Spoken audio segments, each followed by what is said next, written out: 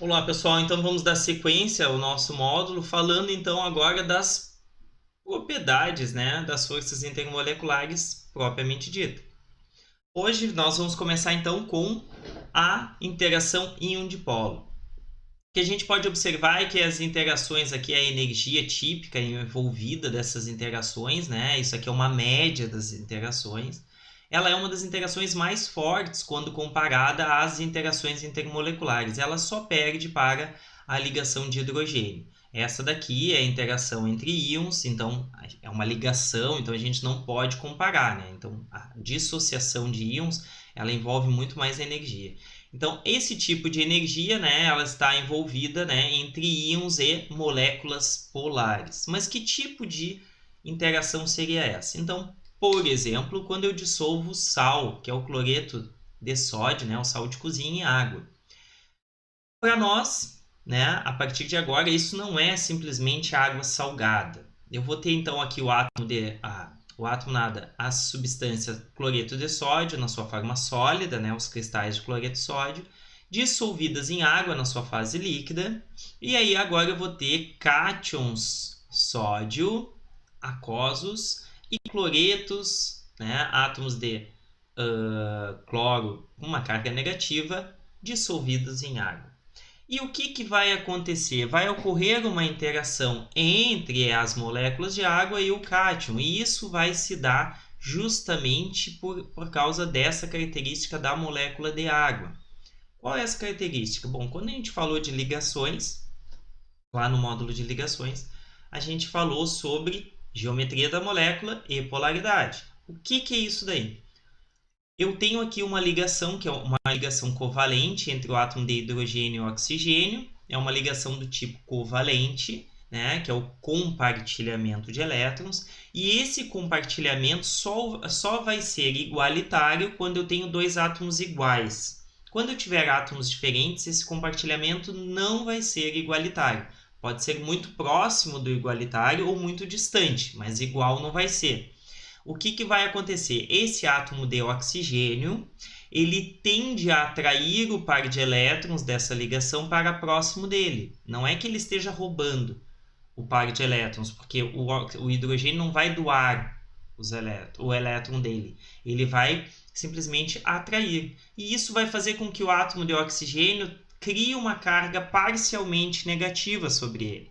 A mesma coisa, só que ao contrário, o hidrogênio, por ter o seu único elétron afastado dele, ele fica com uma carga parcialmente positiva, que é derivada do seu núcleo positivo.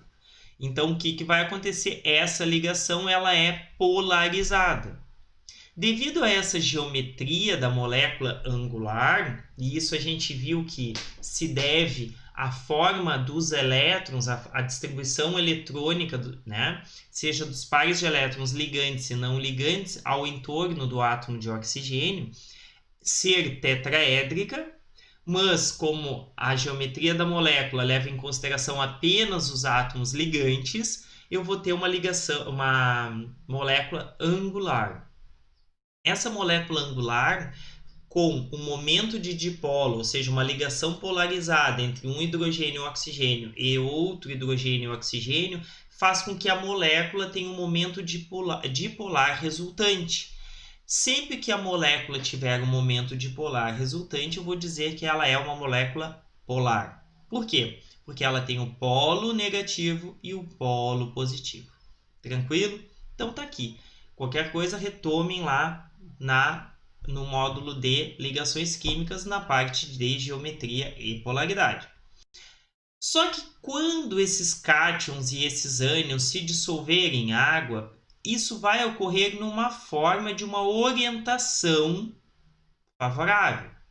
E isso é chamado de hidratação. Não orientação, mas as moléculas de água se organizar em torno do cátion e do ânion. Como é que vai se dar isso? Então, a gente viu que aqui eu tenho a carga parcial negativa, a carga parcial positiva. No caso do cátion, ele vai atrair a sua carga contrária, ou seja, parcial negativa. Então, os átomos de oxigênio vão estar solvatando ou hidratando, se organizando numa orientação específica, que eu tenha a aproximação do polo negativo para a carga positiva. O contrário também é verdadeiro no caso do ânion. Essas interações entre o ânion e o polo positivo do cátion com o polo negativo é chamado de interação íon-dipolo, entre o íon e o dipolo da molécula polar. E qual é a energia envolvida nisso? Bom, a energia potencial envolvida nisso, a gente vai fazer uma modificação naquela equação de Coulomb, dizendo que ela é proporcional. O sinal negativo diz que a energia diminui, porque se eu tivesse simplesmente os cátions dissolvidos, os cátions e ânions dissolvidos, isso teria uma energia aumentada, porque eu estou dissociando cátions e ânions, né? Então, quebrando aquela interação que existia, eu preciso dar alguma energia, né, que estabilize isso. E ela vai ser diminuída pelo produto entre o módulo da carga, seja do cátion ou do ânion, multiplicado pelo momento dipolar da molécula. Então, aqui, no caso, o momento dipolo elétrico da molécula. Moléculas mais polares têm momento dipolar maior, menos polares, momento dipolar menor. Divididos pelo quadrado do raio. Agora, nós estamos falando do quadrado do raio. Antes, a gente falava somente do raio. A distância, ela é agora primordial. Por quê? Quando esse cátion sente atração por esse polo positivo, esse polo negativo e repulsão pelo polo positivo, isso, né, vai ser sentido quando as espécies estão próximas. Se eu distanciar, a atração e repulsão se anula e essa molécula não vai sentir nem atração nem repulsão. Ela vai simplesmente inexistir para esse cátion.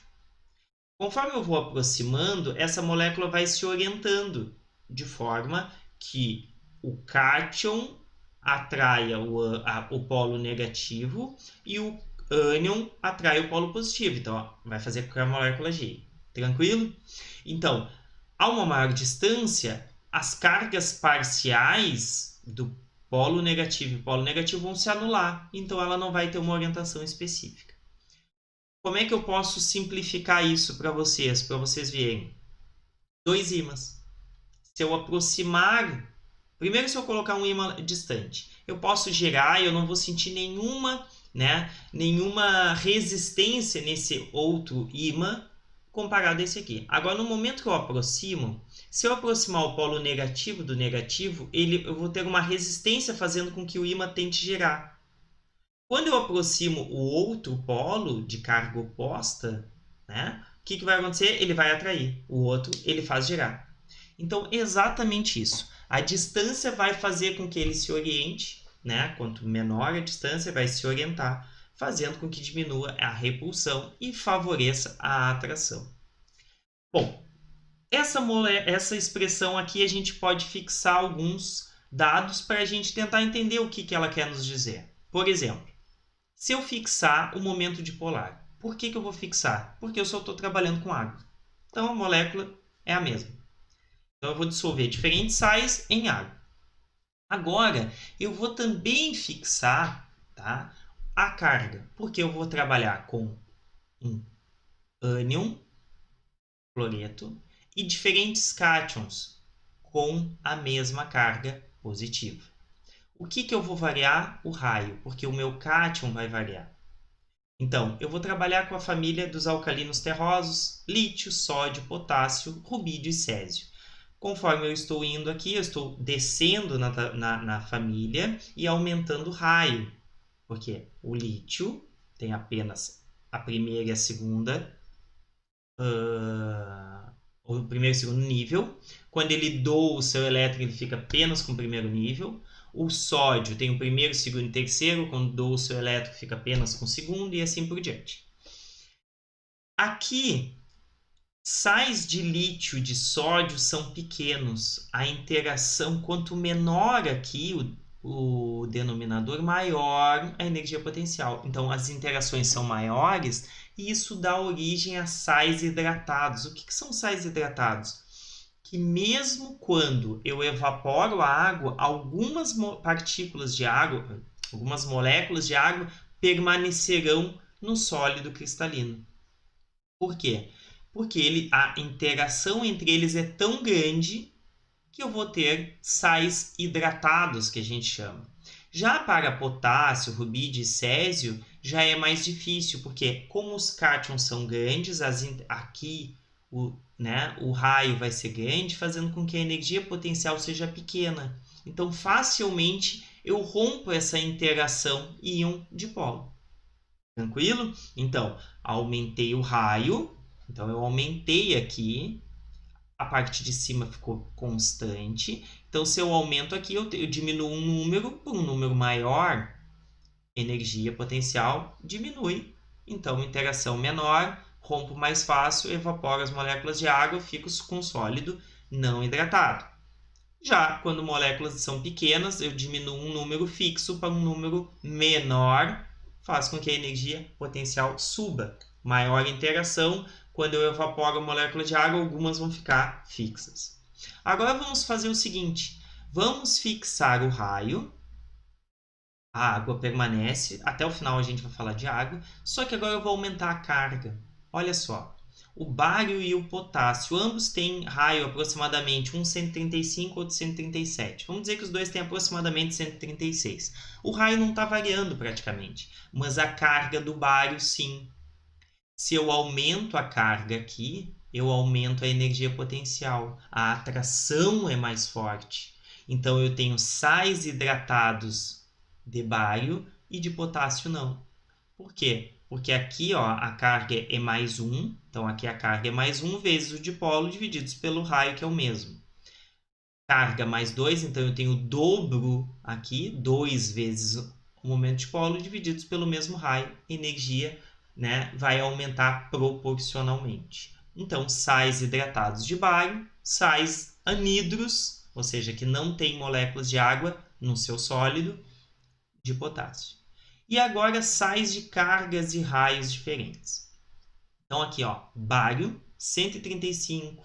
Então, ele é maior com carga menor. Né?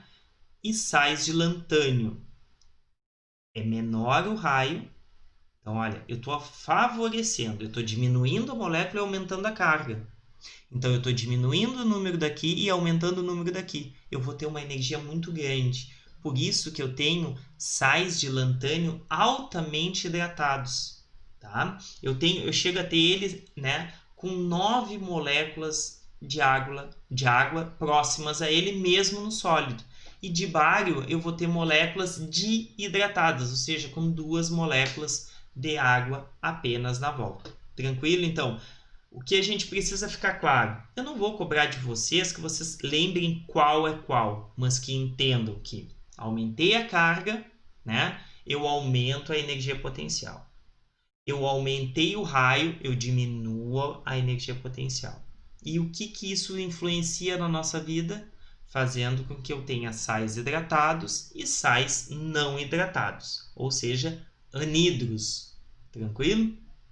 Bom, era isso que a gente tinha para falar sobre a interação íon-dipolo. Na próxima aula, a gente vai falar da próxima interação intermolecular.